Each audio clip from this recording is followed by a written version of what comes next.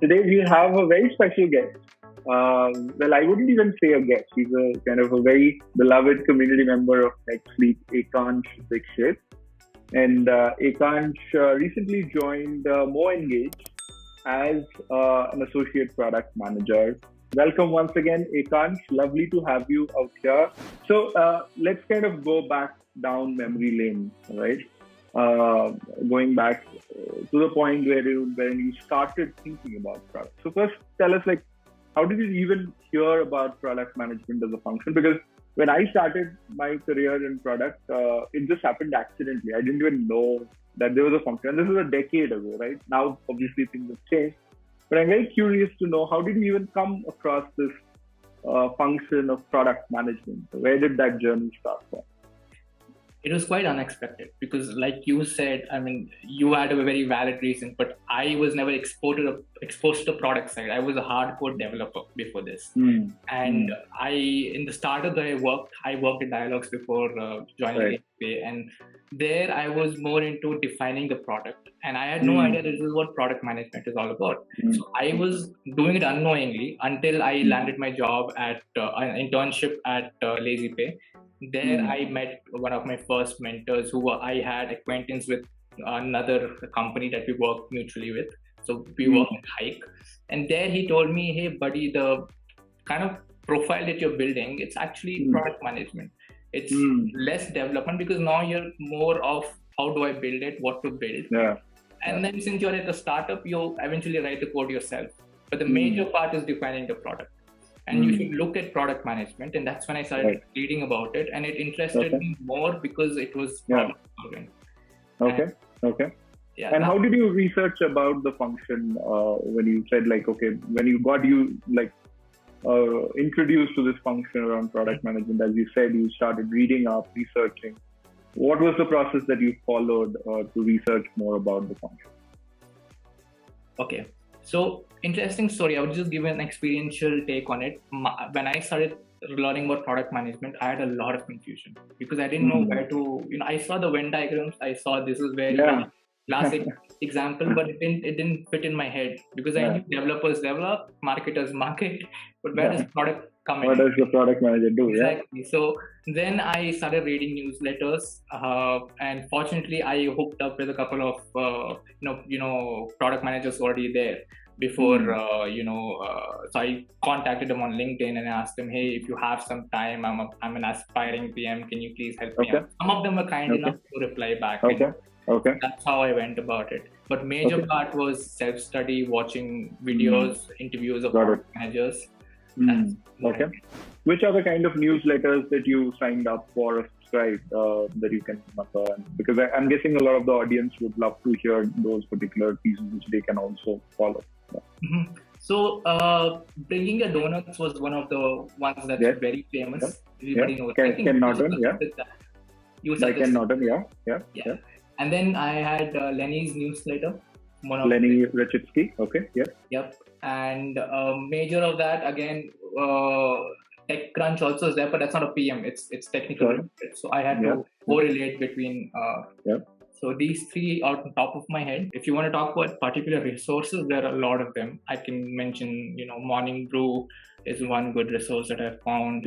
Morning Brew, I've underestimated your story, but now I find it very valuable because I get to learn about different startups and the way sometimes you just read about a startup, hey, that's very interesting problem statement they have. And you start thinking like a PM there. So a bunch of these resources. And I also love the newsletter by from Mario, the generalist. Decodes different products at different points in time, and with that strategic angle, with covering the trends, I think that's also very, very nice. So if any of you guys haven't kind of subscribed to Mario's letter from the generalist, do check it out. And Strategy is another one of my favorites, which kind of really talks about a lot of the trends that are happening in the world of technology. Well, what are the kinds of interview rounds that you've usually seen companies have as part of the interview process? So what I've observed is every interviewer comes up with questions based on your experience. So the first thing that I assumed was they're there to turn me down, but which wasn't the case. Every interviewer is trying to help you out. So the questions that are framed are largely on problem statements. So it's, can you strategize in a proper way, having the assumptions? Nobody expects you to fill in the shoes of a CEO, but can you think like a CEO is what they're trying to test. Second is estimation problems. So one was strategy, estimation problems. Estimation problems are... Can you give some examples? I think it'll make it clearer for the audience as well. Like when you say a strategy question, what is the kind of question that you got there? A good example of a strategy question could be something like Ola's revenue is going down in the lockdown. How are you going to diversify, or are you going to diversify? The first question. If yes, why will you do it? How will you do it? So those kind of questions, executive level questions. Okay. And when you talk about guesstimate kind of questions, what are the type of questions that were asked? Estimates can be very varied, and it can actually scare you for a moment. But if you break it down to the simplest component, then it makes it clear. And I think Shubham's one of the mentors at NextLeap. He helped me a lot over there. He gave the Mies approach, and I was very intimidated. And he's like, no, just break it down into Mies approach and then follow it. So estimate example would be how much would a spa market earn in a particular city on a weekend? Interesting. You will be like, oh, I can't guess that. But then you have to build your way through the ground, and then that's all. And then the third type of thing that I observed was favorite product and why. It's a very simple question, but you can go wrong there as well. But where do you think you can go wrong? And you rightly said you can go wrong in that kind of a question. Favorite product and why? Where can you go wrong? You can make it opinionated. I don't like a product because this and this. That's not the way to answer it. Right. You have to find out what is it that the product is trying to achieve, who was it built for, and then work your way towards that. You can't just point fingers and say this is bad. That's perhaps one of the reasons why that is perhaps the most asked question in product management interviews. What is your favorite product and why? Because as you said, like people can just kind of say that as an opinion that, oh, I like the interface or I like this, right? Which showcases that, okay, you're not thinking about it deeply enough, right? And that comes across very, very naturally without perhaps the candidate many a times understanding that he or she is going wrong. So we talked about strategy kind of questions. We talked about guesstimate kind of questions. What other kind of questions did you find? I found a root cause analysis, a lot of questions. Root cause analysis, okay. So the problem diagnosis kind of a thing, problem solving kind of. Exactly. So you have a certain metric that's going down, or you have a certain situation, and you have to find out why that is happening.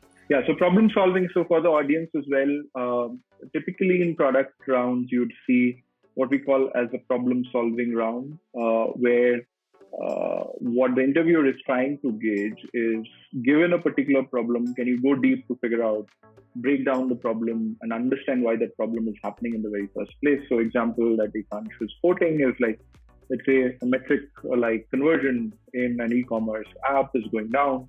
Try and figure out why that's happening. Or your number of views on YouTube is going down. Try and figure out why it's happening, right? So, and this is kind of something which you'll do as a product manager going forward as well. So it's a very important element of problem solving. The second thing is what Aekansh talked about are guesstimate problems, which is also again like, how many passengers do you think are in the Bangalore airport on a daily basis, right? Like there's a structured way of approaching it. As Aekansh is also mentioning, the Mies approach, all of those are approaches where you are just branching out, right? Breaking down the problem and trying to figure out how you can come to the answer. But the important part is not that there is a correct answer. Right. And that's what you will see in all product rounds, right? Like, it's not about getting to a correct answer. What everyone's looking out for is what's the approach, what's the thought process that the candidate has. Is this person able to think very clearly? Is this person able to really engage in a conversation? Those are things which matter quite a lot, right? You didn't talk about one thing which is perhaps the most dreaded round for a lot of aspiring product managers. You know which one I'm referring to, the tech round, Yes. right? How did that go for you? And obviously you had the developer background, you were already into kind of coding, but how did that go? What were the kind of questions that were asked in the tech round for you? Okay, I would just say never underestimate a PM position. A lot of PMs that I've met are very good at their technical acumen, irrespective of from where they come, right? But as a PM, you're not expected to go into the library level of the code. Yeah. You should have the overall vision about, okay, this is how things work. These are the main overall components, and this is how they fit together, and this is what they solve. Right. You should know that. And I mean, of course, if you're going to lead on the interviewer saying, hey, I have you use fancy keywords and say, I know this, I know that, and of course you'll be tested on that. Yeah. Otherwise, what I've observed is that people want to know whether you have a high level vision about how things work. Yeah. What was the sample question that you got? Do you remember any questions that was asked to you? I had very interesting questions. People had asked me, can you explain blockchain to a 10-year-old? Or can you give me a high level hierarchy of how an API works? But some of them just saw my resume and just went straight forward. Like, I don't want to test you there. Let me just try to knock it on in a different way. Yeah. And interestingly, you are working on a product right now, which I would say compared to any other product is a lot more tech-driven product. Right? Like working with the engineers would require that technical acumen as well. So very, very kind of nice to kind of see that. Did you get any kind of questions which are more about how would you design this kind of a solve for like what we typically call as the product thinking rounds or the product design rounds, right? Did you get any questions around that? Yeah, I had an interview with IND Money before NextLeap, and there I had a question like this where somebody asked me, how would you design a social angle to a finance app? Okay. Very interesting question. So I've heard those questions, but what I've observed, obviously it's my personal experience, that I was more asked about root cause analysis and strategy-based questions. Aekansh, let me ask you this. Out of all these different types of rounds that you've gone through, which was the hardest one? Or any specific round which you want to call out where you're just stumped? Like, what did the interviewer just ask me? I'm clueless. Was there ever a situation like that? There was a situation, I wouldn't call it hardest, but it was challenging, I would say. It was my interview at MoEngage itself, where I prepared the frameworks, I had everything, I knew I was going to do well, and then suddenly the question asked was completely different. The question what was the question asked? So you're a PM at say MoEngage, for example, and a new office space is coming up, and we want you to name conference rooms in such a way that anybody who enters it will not have to ask for directions. Oh wow! Okay, that's such an amazing question. Whoever came up with that question, I should meet that guy. But and it's actually a problem. I'm guessing this person actually came up with a problem that he or she faced, but wonderful. I think, and what would you classify this question as? Like, is it more of a out of all the different types of rounds that we talked about, what kind of a round was this? I would say problem solving itself, because I mean it's a mixed bag. So it doesn't. I would say it's more of the product design kind of a round. Yeah, because you're trying to solve, you're trying to kind of come up with a solution here. You're keeping in mind all the different stakeholders, all the different users here, maybe the floor map and all of those elements, which is very, very important to keep in mind. Fantastic. So thank you so much, Aekansh. This was wonderful. And you've talked about a lot of things, your journey, researching about the space, having a structured approach to learning the skills that are required to get into product. You did that through the NextLeap fellowship. But at a high level, if there are three things that you would want to kind of advise folks who are trying to get into product, what would those three things be? Okay, I would start with I would say four things. First thing is one bonus. That is confidence. Have confidence that you can do it. Okay. Doesn't matter whether you are from an engineering background or not. As long as you have confidence, you can do it. Okay, that's the first thing I want to say. Second thing is, don't just mug up stuff and go. Understand that your problem-solving approach is what's being tested, and therefore you have to develop an open mindset. A lot of times what happens is we go to the interview with a particular mindset, and then a random question comes and you just lose your way. So have an open mindset, be ready for all situations. Ask a lot of questions. I'm talking only about interview part, so sure. Ask a lot of questions. If you have enough context, you can build your way around. You can simplify your problem for yourself. And the fourth thing I would say is engage in a conversation in the interview. You don't talk a lot also, that you're blabbering something that doesn't have an outcome to it. And at the same time, engage the interviewers, so both of you are the same bandwidth. That's the interview. Great to hear that. I think something which you also said, which I feel is very important and many times overlooked during interviews, Aekansh, is having that conversation with the interviewer, because the interviewer is trying to really figure out, is this a person I would like to work with? Exactly. And at the core of it, that's what the interviewer is trying to figure out.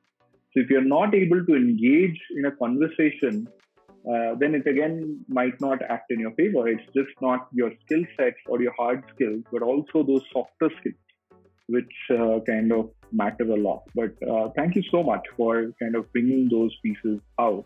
Well, wonderful. Once again, Aekansh, thank you so much for sharing those golden nuggets with all of us.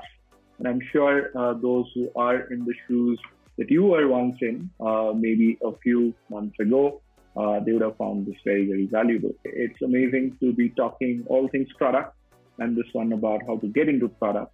We will keep having sessions like these going forward.